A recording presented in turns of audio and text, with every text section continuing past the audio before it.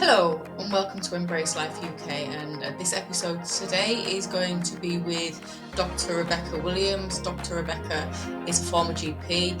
She's now come into her own business, literally, to do what she does, and she focuses on stress management for employees and supports businesses. So I'm very happy to have Dr. Rebecca Williams on the show with me today. She supports businesses and organisations in reducing the impact of stress on mental and physical health, and she's going to walk us through what that means. And she works with HR managers, CEOs and MDs to reduce presenteeism, absenteeism and high staff turnover. And if you're not sure what these is, I'll quickly run down. Presenteeism is when people are at work, as in they're physically present, but the amount of stress that they're dealing with means that they're probably not completely present within their work sphere. Absenteeism is when people are just away from work, and they're just not showing up for work for whatever reason. And obviously high staff turnover speaks for itself. So without further ado, I'm going to pass on. I'm going to cut to my conversation with Dr. Rebecca, and I hope you enjoy it. And off we go. So with that, I will give the spotlight to Dr. Rebecca Williams and let her explain how she came to do what she does and why she believes it's so important. Dr. Rebecca, over to you. Thanks, Samantha, and it's lovely to be here today. Yes, so I suppose the important thing to say is that I've been a GP in the Scottish Borders for nearly 25 years. And as a GP, I've seen firsthand the harm that stress causes to people's mental, physical and emotional health. And I do mention physical health here as well, because a lot of people talk about stress and mental health and forget the significant impact that stress has on physical health. So I've been in a position where I've helped many patients who've come to me with physical or mental health symptoms. And although it's tempting to reach for a prescription, actually, I've found it increasingly important to step back and help them understand why these symptoms might be stress-related and what they can do to help themselves. So over the years, this has become a passion of mine. I ended up writing a handout for my patients to try and give them some advice to take away with them so that they could put things into practice. That then became the start of my little book, which I'll talk about later. And I also began to realize how strongly I felt that in general practice, with everything that's changing and all the pressures in general practice, how little time I had to spend doing what I really wanted to do, which is educating and empowering people. We have to be very reactive in general practice. So that sparked the idea of setting up my own business, which is something very new to me. There's no entrepreneurs in my family, so it was a very new step. But anyway, I set up my business, and I won't go through all the details of starting a business, but for me, it took a bit of time to get established. But the whole point of my business was to offer a proactive approach to stress. So it was all about trying to help people understand why they were stressed, and recognizing the stress in themselves and knowing what they could do to minimize the harm. And I hope, therefore, I would be helping people, I would be helping the workplace, and I would also be helping the NHS by reducing the numbers of people turning up for a quick fix. And I believe this is really important because actually the impact of stress is enormous. Obviously, I've witnessed the impact of stress on health, but stress doesn't just affect a person's health, it affects many other aspects of their life, including their ability to function on a daily basis, their interactions with people around them, their relationships, and their ability to do their job. Stress affects the workplace in a whole variety of different ways. It affects businesses, organizations, and ultimately the economy. And actually, in 2022, Deloitte have figures which show that the impact on UK firms of mental health issues, subsequently causing presenteeism, absenteeism, and high labour turnover, was £56 billion. And that was up from £45 billion in 2020. So the economic impact of stress is enormous. And that's just mental health. That hasn't touched on the physical health issues. So as you can see, it's an enormous issue. Yeah, now I'm really glad you've mentioned the relationship between mental health and physical health, because me coming from a wellness space, we have a lot of people that occupy this space that don't necessarily have the correct qualifications, that talk about the relationship between physical and mental health and stress all the time, but without actual real qualification or knowledge around it. And this is where I believe you really stand out, because you are qualified, you have witnessed it in clinical practice, you've witnessed it as a GP, so you've seen it from a very professional and qualified point point of view, which I think is quite rare still. There's not, I don't think there's enough GPs standing up and thinking about it. And I can give 101 different reasons as to why, because like you say, there's a lot of pressure, a lot of stress. So again, I'm not condemning anybody. We're all under a lot of pressure, unfortunately. But this is the whole point. Us being under pressure actually isn't helpful in the slightest. And this is what we're trying to address, is actually having more space to do stuff is actually more productive than trying to fit as much into a space as humanly possible. So with that, I'm going to kind of press on to understanding why stress causes so much harm, both physically and mentally. And especially, we're going to focus this particularly around the workplace to start off with. Yeah, well, I think, stress is a word that's bandied around a great deal, but I think very few people actually stop to ask themselves what they mean by it. So, in order to understand the vast impact of stress, we need to step back and think about what's known as the fright, fight, flight response, or the acute stress reaction. So this is an evolutionary adaptation that enables us to respond to life-threatening situations with increased strength, speed, alertness, and energy, and essentially is all about saving our lives. So when we are in a dangerous situation, it is our primitive brain, the earliest part of our brain in evolutionary terms, that recognizes the threat, and it generates a response. So this response involves activating the systems that it needs. For example, your heart rate goes up, your breathing rate goes up, your muscle tone increases, your cortisol levels go up to generate energy. But it also suppresses the systems that are not needed and that are a drain on resources at this very special time. So that includes things like the gut, sexual reproductive health system, but very significantly, it includes the prefrontal cortex, part of the brain that sits here that is involved with our higher functioning. That means this is the part of the brain that's involved with enabling us to think clearly and rationally, make good decisions, process memories and information, and also control our emotions. So that sounds sensible. We don't want to be analysing things when we're being attacked. We need to just respond. So that makes sense. So anyway, the danger passes, everything reverts to normal, and we get back into our normal resting state. Now, the trouble is that in 21st century stress, for the most part, it's not life-threatening and it's not short-lived, but it still generates this primitive brain response to a greater or lesser extent. So if we imagine somebody who's struggling with stress, firstly, their higher functioning is not going to be great, so they will struggle to think clearly and to make good decisions and to control their emotions. They'll become more That's reactive. really important, and this is why I say space in the workplace, because if you don't have space to make good decisions, bearing in mind what you've just described, well, what decisions are they making that are actually any use? So thinking of this purely from a business point of view as opposed to an individual point of view, this is where businesses really, I feel, and I don't know if you'd agree, need to tap in to understand how we as human beings function under pressure and say, actually, do you know what? We don't work best under pressure, and hitting the ground running all the time isn't always the right answer. Well, it's interesting because actually I was just going to mention that we have that impact. We also have the impact of stress and its physiology generating health problems.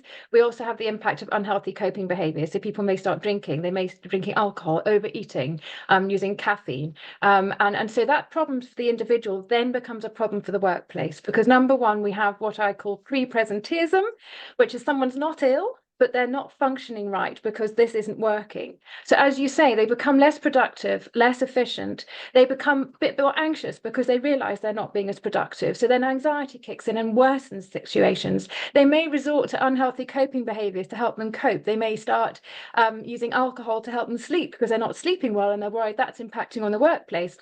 They'll be becoming more volatile and reactive. So they may snap at their colleagues. They may become really tearful. So all that impacts on the workplace. Secondly, we get presenteeism. So that someone then develops a health problem, which worsens their ability to function again. And thirdly, we get absenteeism. And then finally, we get people maybe leaving jobs.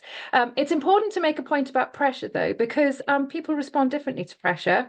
So at one end of the scale, you have people who struggle with pressure and they function at their best when they don't feel pressurized and they've got time to do things. At the other end, we've got people actually for whom pressure is energizing and motivating, and they really function well under pressure and at their best under pressure. And then we have everything in between. But the point is, wherever you are on that scale, and it can change depending on different pressures that you're facing, There can come a point beyond which that pressure is just too much and it tips you over into the stress response. And that is where things start to go wrong. So it's important for workplaces to understand their staff and how they react to different situations. I mean, I had a client once who admitted to me, she said, I work best under intense pressure. So work tends to give me challenging problems that have a tight deadline because they know I will work hard and be really focused and get a really good response. Whereas other workers you might recognize need time and they need that space, they need the blocked off time to do their work to be most productive. So for the workplace, it's not a one size fits all, it's understanding your staff, knowing what they need to function at their best. Yeah. Yeah, I would agree with that. So certainly from my point of view, I can say so sometimes I do work best under pressure because sometimes I need either time pressure or what other pressure just to get things done to stop me sitting there twiddling my thumbs a little bit too much, get a little bit complacent. But in other times, there's the overwhelming factor as well, where there's just too much going on and it can leave you bit stuck like a rabbit in headlights. Is what do I do first? I've got so much to do. I just don't know where to start with all this. So again, there's another perspective on pressure, and like you say, people will change on that pressure spectrum through their life, through their career, depending what's going on in their personal life. And I think one of the things that workplaces seem to miss is nobody comes to work with the same value. So we talk about equality a lot, but no one comes to work equal. Some people have kids, some people don't. Some people look after other family members, some people don't. People's work outside work responsibilities are different, and they will affect who they are as a person and how they work then as a person and have relationships inside of work. And I don't think these things are often spoken about in relation to then how habits and behaviors then affect the workplace and then individual people and then turnover and all that kind of thing. And it's a really Yeah. huge conversation. We're not certainly going to Yeah. unpick it all Yeah. now, but just being Yeah. able to at least recognize that this is what's going on when we're trying to fit people into boxes might be able to actually help people who work in a HR function, for example, be able to say, actually, do you know what? This person, making them come into work because we're just standardizing coming into work 2 days a week probably isn't going to be useful. Whereas for this person, they'll come in 5 days a week and they're not going to be bothered whether they're sat in their office or not. Yeah. Again, these new ways of working that seem to be retracted or really overemphasized. Again, that there seems to be a lack of balance in this sphere. Certainly when I see things online or see things advertised, there seems to be this lack of or this idea of a workplace wants to control how people work rather than just trusting that people will work. Yeah, but it's a very interesting subject, that, and it's very topical now because we can't just be focused on the individual in that respect, because I think people are becoming more aware in the workplace now of the downsides of remote working. For a lot of Yeah. people, they say I work much better at home, but number one, from a well-being perspective, it's very hard to keep tabs on your staff's well-being when you're just seeing them at meetings online.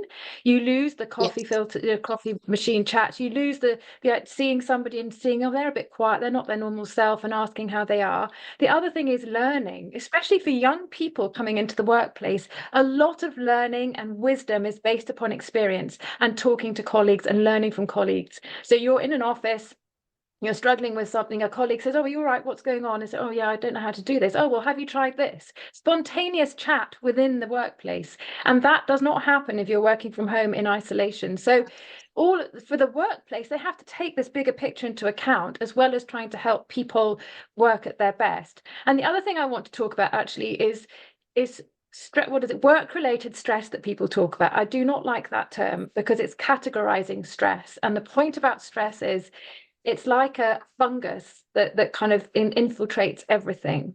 You can't simply say, oh, well, that's work stress, that's home stress. They're all connected, like what you were alluding to just then. Yeah. So I talk about workplace stress. So someone where there's workplace stress, it means that somebody is struggling with their work because of stress. Yes. Now, then you've got workplace stressors or work-related stressors. These are where a big source of the problem comes from the workplace. And there are some well-acknowledged work-related stressors. They include lack of autonomy in the workplace, lack of a clear job description, lack of information and support, relationship issues within the workplace, as in bullying and things like that, and also excessive workload and demand. So it's really important for workplaces to recognize that, but also to understand that a person coming to work if they are struggling with an issue in the workplace, they will take that home with them, and that may then affect their relationships, which then may become a stressor at home as well. And then likewise, if someone's got struggles at home, they may then be more vulnerable to work-related stress in the workplace. So Absolutely. I think it's really important that workplaces don't just treat it as home or work. It's got to be the whole person and what's going on. I completely agree with you there. Certainly, from my point of view, when clients have come to me, they come to me on the other end of the spectrum. They've been stressed, they've suddenly got space, and they want to see a personal trainer and a wellness coach to help them get back on track because everything's been undone in their past. So we don't do things very differently, but we come from a very different perspective in many ways, which is why it makes these conversations interesting because loads of stuff comes up that just like, oh wow, cool, never thought of it from that point of view. It's brilliant, but but going back to workplace stress, how can workplaces help individuals or even just So I think, themselves as a whole? yeah, well, I kind of talk about a three-pronged approach. So the first prong is all about the culture of the workplace. So first of all, we acknowledge common workplace stressors or work-related stressors. So address those head on in the culture of your business. Try and ensure that people have a clear job description, that you give them autonomy where it's appropriate, that you make sure there's plenty of information and support available, that you are aware of workload issues and deal with any relationship issues very promptly. So the culture of the workplace is really important. Also having one where people do feel that they belong, where there's a sense of belonging, where they feel valued Yeah. and appreciated, and where they feel they can Yes. admit that they're struggling without being judged. So that's really important, number one. Number two, we must remember it's not all about the employer. There's a lot of pressure on employers to do their bit, but employees have a responsibility. If someone's being supported at work but going home and doing everything wrong, and that's exacerbating their stress, then that's not right. So actually Yeah. educating staff on stress and what they can do, and that's something I can help with through my webinars and workshops. And then the third thing is the individual. So it's important for line managers or HR to have a relationship with each member of staff. I know this is hard, and I know this is ideal world stuff, but so that if they are struggling, you can then identify areas where you can ease the pressure and help the person in the workplace, and if necessary, offer confidential support for people where they can actually get support to help improve their situation, which will then obviously impact on the workplace. Again, that's something I do as well, the one-to-one sessions, and I think they're really important. And I think, just having somewhere safe out with the workplace that people can just talk about things and not worry about what they're saying, and actually be helped to disentangle what's going on, and then to be much better able to cope. It's obviously in everybody's interest. So Yeah. yeah, that's the kind of approach that I take. Yeah, and I would agree. So certainly from my point of view, I look at why people, obviously I've coached and helped people nutrition wise and understanding why they have the relationship to food that they do, or the relationship to exercise that they do, whether they love it or they hate it, whether they binge or whether they don't binge, and what all that comes as a result from. And it's all resulted from stress. Now it can be workplace related, so it can be in the moment related, or it can be completely past related. So some of this may be that I outsourced certain problems more into therapist territory because I am just a coach. But certainly when it comes to changing the daily habits and behavior change, this is something I look at. And food is a big one because food affects the way we think, and it affects how resilient we can become when we're having relationships, say with people that we may not ordinarily get on with. And we are going to be in workplaces where we're not going to get on with everybody, but that doesn't mean that we should cave in as a result of it, and that should become an overwhelming stress. And things like food and exercise and water and air and that space gives us the ability to build resilience so that we're not taking this stuff personally. We're not overthinking things as well, which is you talked about anxiety and all the other stuff. Again, these are all things that help. And this is why I'm passionate about it, because a lot of the struggles that I've certainly seen with clients isn't around they think they've got a problem with food, they think they've got a problem with hating exercise, but they haven't. They've got a problem with everything that stops them or prevents them from, or their environment just doesn't support the choices that they would ordinarily want to make. So it's a change of environment as opposed to a change in their habit, because the change in environment will automatically change the habit. Which is again, it's a really interesting hypothesis and dynamic that we have that's spoken about in psychology that we deal with in behavior change stuff. But it's all Maslow's hierarchy. It's all bottom tier, and it's all just looking at what causes stress, because the minute we're stressed, our behavior changes. When we're not stressed, our Absolutely. behavior will refer back to what a more homeostatic state, for want of a better phrase. Yes. And I find that really interesting, that actually we don't, this isn't common knowledge, or it is, but it's like forgotten common knowledge, and we forget this with each other. You know, there's a lack of compassion, I think, sometimes in the workplace, with and expectations around people doing their jobs, and understanding that they have other things outside work, and sometimes that's going to affect work and sometimes it's not. But that's just the human factor. That's never not going to be the case, that someone shouldn't be penalized for it either. We can support each other in these areas. So again, when it comes to that, the more people that understand in the workplace, the less judgment we have about how each other should work, and the more space we give, and people will naturally come together, because we are a naturally connected species. We want to connect. It's how we thrive, you know. So that Mm. point of, you know, what is the point of what people, if people feel like they want to be in the workplace, you don't have to force them to be there, and that's a different connection to forcing people to bond. And for me, Mm. I see that's an important point. Forcing people to bond doesn't work, but giving people an environment from which they can bond Yeah. naturally, it naturally creates a more trusting, less stressful environment, Yeah. and certainly more adaptable and creative and innovative environment as well, which is what a lot of businesses seem to want but don't facilitate. Yeah, and I think it's about very much about avoiding tick box exercises and really addressing the values of the business, and the values should then infiltrate the whole business in a positive way. So, you know, if you value staff well-being, then it won't just be a case of a free massage in well-being week. It will be a case of, right, let's just think about how we can enhance staff well-being in the biggest sense of the word, and in helping people to function as they should, and having time to eat appropriately, providing appropriate advice on that, having time to do exercise. You know, I've had clients where they've had really supportive businesses that expect them to down tools at lunchtime and to go out and encourage them to go out for a walk and see daylight, especially in the winter when midday is the only kind of time Yes. when they can get out and see it. So yes, you want businesses ideally to take well-being seriously in the biggest sense of the word, and to nurture that in their staff. And as you say, acknowledge that people are different, and some people find it hard to socialize and would much rather just work on their own. But keep an eye on them, check they're doing okay,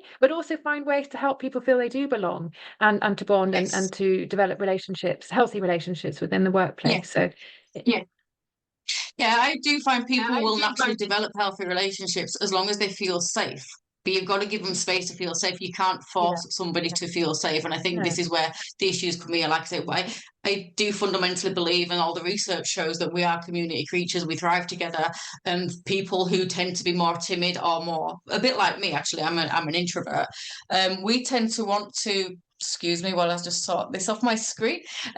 We tend to want to work alone, because our environments potentially don't necessarily feel safe. If we feel we're in a safe environment, that can change. I mean, I'm an extroverted introvert, which is why I can come across a lot of time as an extrovert, but I'm not in the slightest. But again, it depends on the company I keep. In the company I keep that I feel safe, I'll definitely be more extroverted and more outgoing, and more receptive to yes, building those relationships. And I think a lot of people are like that. And I don't think this is very much acknowledged, because extroversion seems to be the badge of honor that is definitely drives the workplace forward, rather than introversion. I think the balance, that the understanding of the benefits of that balance from both ends needs to be better understood. Anyway, we are going to run out of time, but before we do, I want to give you the opportunity to share some tools around coping, tools for people who may be watching this, that may think, actually, do you know what, a lot of that makes sense, but they want something to take away that they can use with them for day. And also mention the Serenity Prayer, which I know is synonymous with addiction and addiction type stuff. And a lot of us will say, yes, I have addictive behaviors, even though you're not clinically diagnosed as having an addiction as such. But the Serenity Prayer is synonymous with this. And I've always enjoyed the Serenity Prayer. I've never had an addiction problem, that I certainly not that I'm aware of.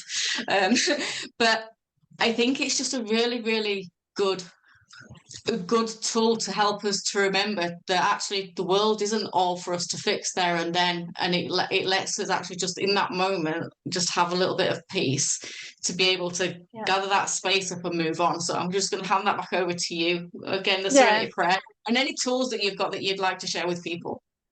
Yeah, well, the Serenity Prayer is something that I talk about all the time as well, and I try to live by. And just for those who don't know it, it goes like this: Grant me the serenity to accept the things I cannot change, the courage to change the things I can, and the wisdom to know the difference. So, yes, it can be a calming thing to say to yourself, but it also has a practical value. And I always say to clients, write down your stressors, write down the things that are causing you to feel stressed at the moment. And when you've got that list, look down through your list and think, right, which of these things am I in a position to actually do something about?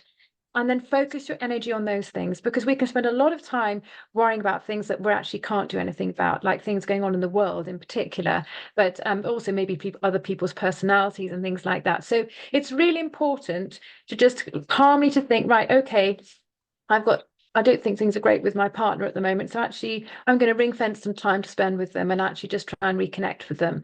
Or I'm not seeing enough of my children. I'm worrying about what's going on. I'm going to spend more time. Or I've got a problem at work. Am I going to ask for some help? Or I'm going to ask for some training on that.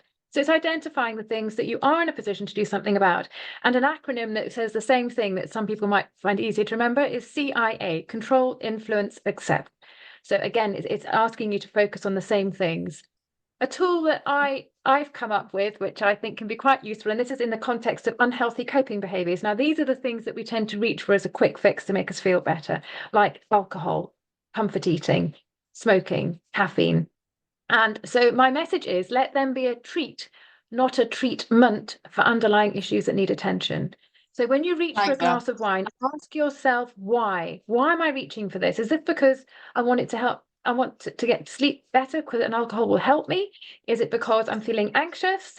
Is it because I'm feeling lonely? So then try and identify what the reason is, and then try and deal with that head on. Look for advice on how to get a better night's sleep. Look for advice on how to deal with anxiety. Try and contact friends or find ways to meet more people if you're feeling lonely.